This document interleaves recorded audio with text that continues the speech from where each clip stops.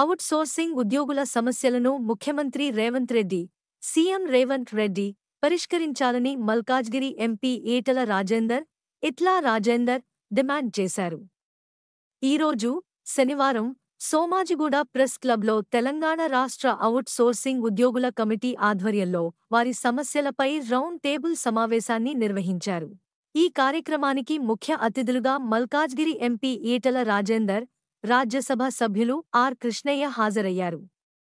చాలీచాలని వేతనాలతో విధులు నిర్వహిస్తున్న out sourcing ఉద్యోగుల సమస్యలను ప్రభుత్వం తక్షణమే పరిష్కరించాలని పలువురు వక్తలు డిమాండ్ చేశారు. ఈ సందర్భంగా ఈటల రాజేందర్ మాట్లాడుతూ, ప్రైవేట్ సంస్థల్లో పనిచేసే వారికంటే ప్రభుత్వ శాఖల్లో అవుట్ సోర్సింగ్ ఉద్యోగులు బాధ్యతాయుతంగా పనిచేస్తున్నారని తెలిపారు.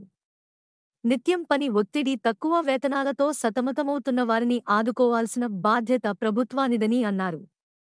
మానవతా దృక్పథం కలిగిన ప్రభుత్వం వస్తే తమకు న్యాయం జరుగుతుందని ఏళ్ల తరబడి ఉద్యోగులు నిరీక్షిస్తున్నారని చెప్పారు. అలాంటి వారి సమస్యపై ప్రభుత్వం తక్షణమే దృష్టి సారించి పరిష్కరించాలని డిమాండ్ చేశారు.